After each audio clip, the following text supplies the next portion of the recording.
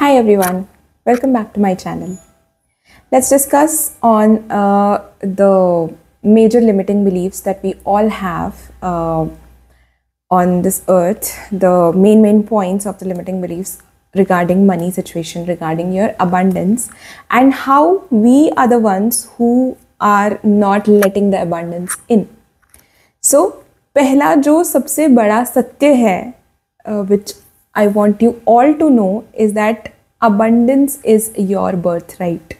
Being abundant, being healthy, being wealthy, having a prosperous life, having a life without any difficulty, jahan you live from a creative mode, on a creation mode, and not on a survival mode, is your birthright.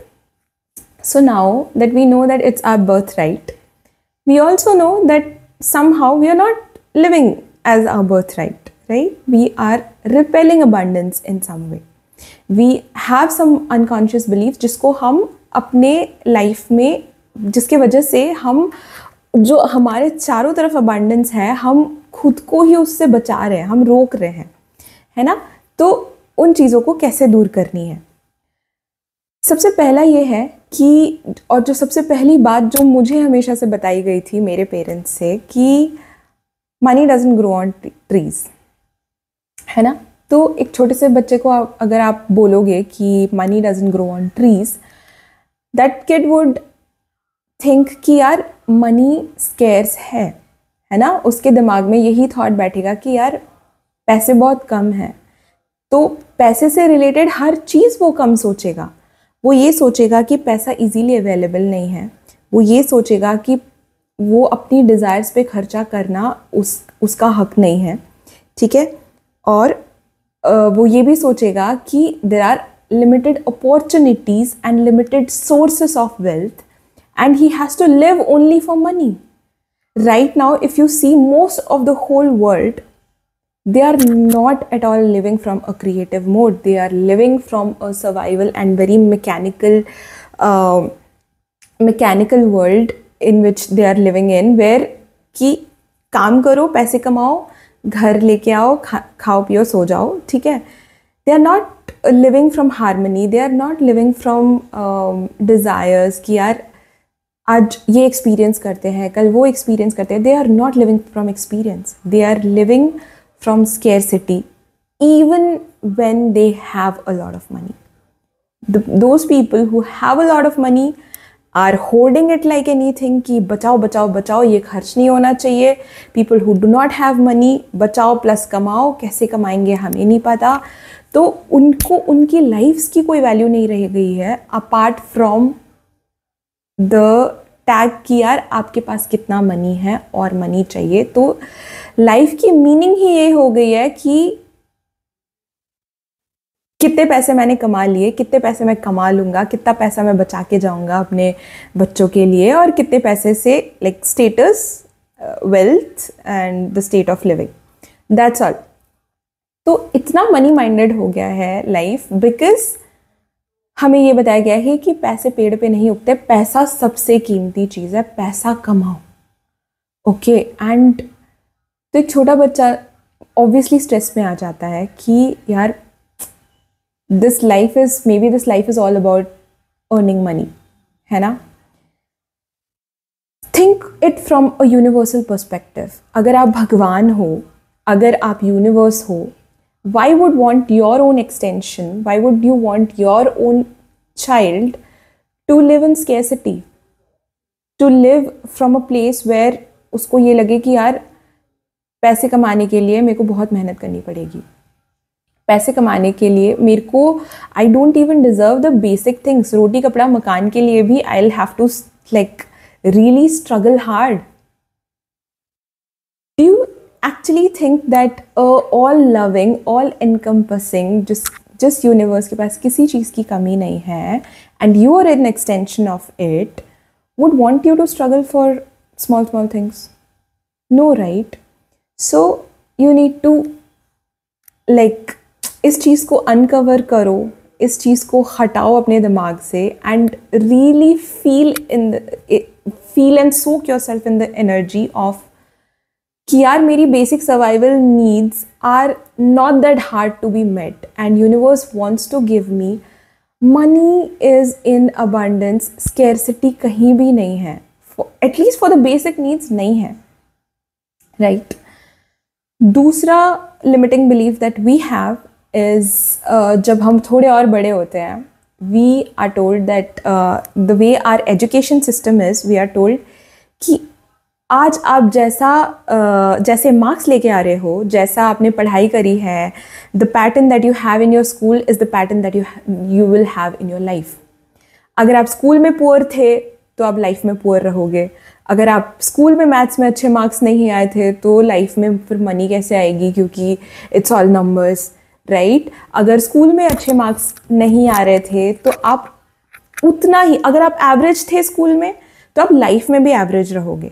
You think of your self, आपका self concept ये बन गया है कि अगर मैं जो भी एजुकेशन सिस्टम मेरा है, अगर मैं उसमें अच्छी नहीं कर पाई तो वो एजुकेशन सिस्टम ही मेरा वर्थ बता देता है about me being successful in life and me earning money. तो ये दूसरा बिलीफ है। So I want you to uncover this belief as well, because your capacity is not limited to the education system से आपको कैसे results मिले। Why? Because we see people from every area succeeding, है ना। किसी का maths अच्छा है तो किसी का कोई और सब्जेक्ट अच्छा है, कोई पढ़ाई में अच्छा है तो कोई आर्ट में अच्छा है, कोई बातें करने में अच्छा है, कोई सीए है जिसने लाइक जो लोगों के टैक्सेस फाइल करता है, तो कोई एंटरटेनर है, कोई एक्टर है, कोई म्यूजिशियन है, कोई देयर आर न्यूमरस, कोई फूड टेस्टर है, कोई लिकर टेस्टर है, उन लोगों को उस चीज़ों के पैसे मिलते हैं, कोई डॉग वॉकर है उनको, एंड वो हाई सोसाइटी में जाके डॉग्स वॉक करा रहा है और उसको बहुत पैसे मिल रहे हैं। So there is no limit to it. You need to really make yourself understand कि I am not what my marks were, है ना। मैंने जो मार्क्स अपने स्कूल में वो ख़त्म है, तो ऑब्वियसली वो कॉन्शियस बिलीफ नहीं है आपका, बट आप अपने आप को भी वहाँ तक लिमिट करते हो कि यार मेरा सेल्फ कॉन्सेप्ट, मतलब मैं जो अपने आप के बारे में सोच रही हूँ वो ये है कि मेरा जो लिमिट है वो तो उतना तक ही है, बाकी लोगों का होता होगा, बट क्योंकि मेरे को हमेशा बताया गया था कि स्कूल में अच्छे मार्क्स नहीं आए तो लाइफ में you will not result into anything, तो मेरा सेल्फ कॉन्सेप्ट वही बन गया, मैं अपने बारे में वही सोचने लगी, तो मेरी लाइफ की रियलिटी भी अभी सर्कल में ही घूमे जा रही है, मैं वही अट्रैक्ट कर रही हूँ। तो you will have to really get out of that education system, get out of what feedback that education system gave you, what feedback your college, your school life gave you, what feedback even your previous jobs gave you. Okay, so these are so let's go to the third belief. Third belief would be कि opportunities बहुत कम है। opportunities बहुत कम है because मैंने जो degree हासिल करी है मेरी लाइफ वहीं तक सीमित है, मैं उसके आगे नहीं बढ़ सकती, या फिर मुझे बहुत हार्ड वर्क करना पड़ेगा, अगर मेरे को ग्रो करना भी है तो मेरे को बहुत हार्ड वर्क करना पड़ेगा जिससे कि मेरे को वो पैसे आए। सो अपॉर्चुनिटीज़ बहुत कम है, उसके लिए मेरे को स्किल अपना डेवलप करते रहना पड़ेगा, हमेशा पढ़ते रहना पड़ेगा। Now mind you, skill develop करना इज़ ऑन योर ओन, आपको जिसमें इंटरेस्ट है उसमें स्किल डेवलप करो। What I mean to say here is कि आप उस चीज़ में अपना स्किल डेवलप कर रहे हो जिस चीज़ में आपको लगता है कि पैसे ज़्यादा आएंगे, rather than उस चीज़ में जिसमें आपको इंटरेस्ट ज़्यादा है। That means you are putting in more efforts. वो आपके लिए एफर्टलेस चीज़ नहीं है, आपकी एनर्जी ज़्यादा जा रही है। So now the third limiting belief and the most important limiting belief is कि hard work equals to money. अगर ऐसा होता तो जो लोग घर बनाते हैं बहुत हार्ड वर्क करते हैं, जो फार्मर्स हैं बहुत हार्ड वर्क करते हैं, ऐसे काफ़ी सारे सेक्टर्स हैं जो बहुत हार्ड वर्क करते हैं, एंड उनको आई डोंट थिंक जो मतलब बहुत ऊपर लेवल पे है वेल्थ में वो मैच भी कर सकते हैं जितना हार्ड वर्क वो लोग करते हैं। तो ये भी एक अनकॉन्शियस बिलीफ है जो मैंने बहुत ज़्यादा इंडियंस में देखी हुई है कि आपको दिन रात मेहनत करनी पड़ेगी। हमारे दिमाग में ये फीड कर दिया गया है कि आराम से तो आप बैठ ही नहीं सकते, है ना, आलसी हो आप, है ना, आप अपने आप को अपग्रेड नहीं करना चाहते हो, आप अपने आप को समझना नहीं चाहते हो चीज़ों को, है ना, हमेशा पढ़ते रहना नहीं चाहते हो, या हमेशा कुछ अचीव करते रहना नहीं चाहते हो, या हमेशा we are in the run on the go कि यार और पैसे और पैसे और पैसे कमाने के लिए हार्ड वर्क करते रहना है। No, hard work does not equal to money. aligned work, systematic work, smart work, inspired work equals to money।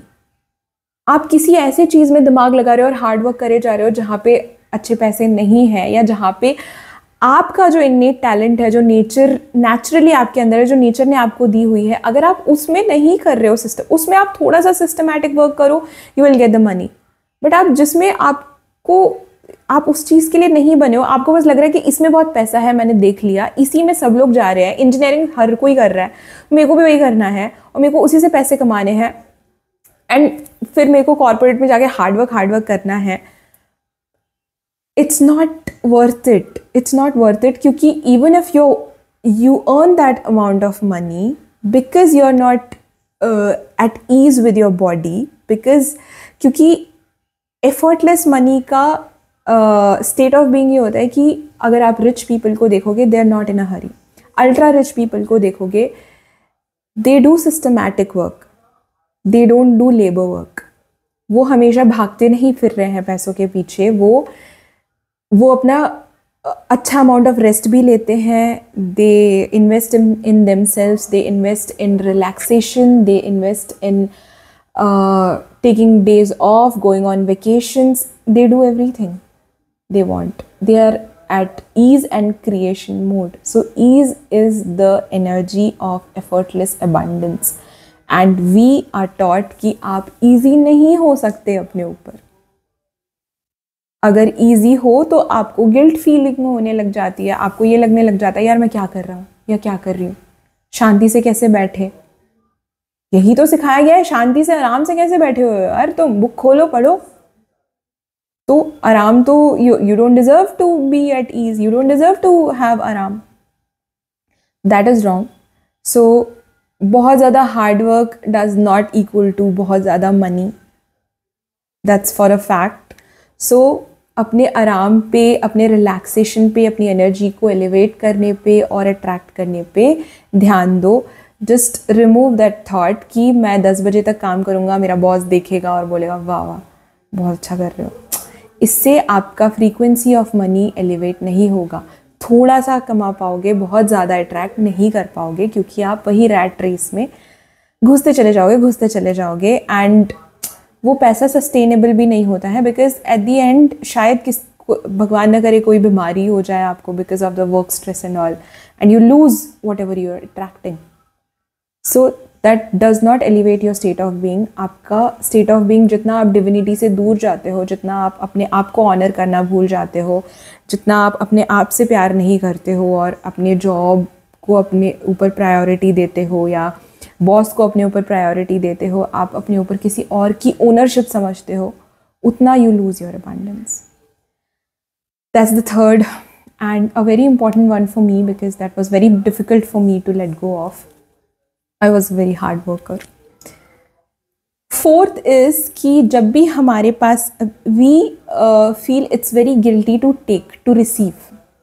हमें ये सिखाया गया है, कोई रिश्तेदार आ रहा है, पैसे दे रहा है, कोई आ रहा है गिफ्ट दे रहा है, और हम उसको मना कर रहे हैं बिकॉज हमें ये बोला गया है कि ज़्यादा मत मांगो, ज़्यादा की इच्छा मत रखो, मतलब घर वालों से ज़्यादा मत मांगो। और कोई रिश्तेदार आ रहा है तो उनको भी मना करो बिकॉज आपको थोड़ा शर्माना चाहिए किसी से एक्सेप्ट करने में पैसे। बट अगला बंदा उतना ही दे रहा है जो उससे बन पड़ रहा है और वो अपनी खुशी से दे रहा है, and you are closing yourself off from receiving.